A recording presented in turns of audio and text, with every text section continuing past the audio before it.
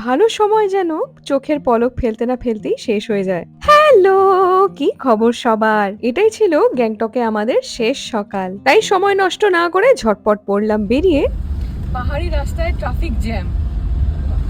এই উল্টো যখন উঠি আমরা, তাই না বলো? হ্যাঁ। ওঠার সময় কিন্তু বেশ চাপ। হ্যাঁ, বেশি চাপ মানে যদি ম্যানুয়াল গাড়ি কেউ তুলতে না জানে তাহলে খুব মুশকিল। তাই প্রথমেই গ্যাংটক টার্গেট করা ঠিক না। প্রথমে আমাদের ওদিককার পাহাড়গুলো করুন আস্তে আস্তে, যেরকম আমরা করেছিলাম। হ্যাঁ, একটু যেখানে পাহাড় ফাঁকা টাকা, তারপরে আস্তে আস্তে অভ্যেস হয়ে যাবে। এরপর গাড়ি খেলো তার নিজের খাবার, আর আমরা খুঁজছিলাম একটা ভালো খাবারের জায়গা যেখানে আমরা সারতে পারি সেদিনের ব্রেকফাস্ট। কিন্তু খুব সকাল সকাল ভালো কোনো ব্রেকফাস্টের অপশন না পেয়ে আমরা তো দিলাম রওনা। বেশ অনেকখানি পথ চলার পর রাস্তার ধারে একটা দোকানে খেয়েছিলাম খানিকটা চাউমিন। চাউমিন খেতে তো মোটেই ভালো লাগে না, একটুখানি ফ্রাইড রাইসের অর্ডার দিয়েছিলাম, কিন্তু উনি অর্ডারটা নিতে ভুল করাতে অবশেষে চাউমিনটা একটুখানি খেতে হলো। বেড়াতে গিয়ে মনের মতো খাওয়া দাওয়া না হলে কি জানি কেমন একটা হয়। যদিও সেদিনের সেই মন খারাপ আমার পুষিয়ে গেছিল এই সুন্দর ভিউ দিয়ে। এই দেখেছেন, খেয়ালে খেয়ালে বলতেই ভুলে গিয়েছি আজকে যাচ্ছি কোথায়।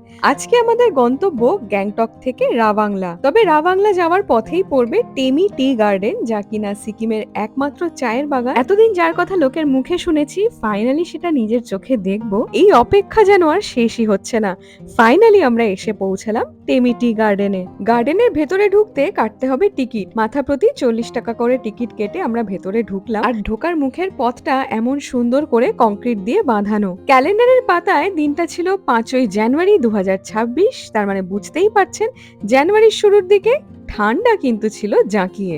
যদিও শুভেন্দুকে দেখে সেটা বোঝার কোনো উপায় নেই। এমন সুন্দর চায়ের বাগান, ঝকঝকে পরিষ্কার আকাশ, সত্যি এর বেশি আর কি চাই বলুন তো পাহাড়ে এলে। শুভেন্দু একটা গান রেকর্ড করে এনেছিল আর আমাকে বলছিল এখানে যাতে আমি ওকে একটা ভিডিও তুলে দিই, তো সেটাই করছিলাম। এর পরের বার ইচ্ছা আছে গাছে যখন চেরি ব্লসম হয়ে থাকে, মানে ওই ধরুন নভেম্বর মাস নাগাদ, আর একবার আসবো। এইসব জায়গায় এলে সময় যে কিভাবে বেরিয়ে যায়, আর তার উপর যদি নিজেদের গাড়ি নিয়ে আসা হয় তাহলে তো আর কথাই নেই। দুজনে মিলে এখানে সুন্দর সময় কাটিয়ে নিচে নেমে যাব, এমন সময় ঘটলো একটা ঘটনা। তবে অন ক্যামেরা হোক বা অফ ক্যামেরা, আমার সঙ্গে এই সমস্ত চলতেই থাকে।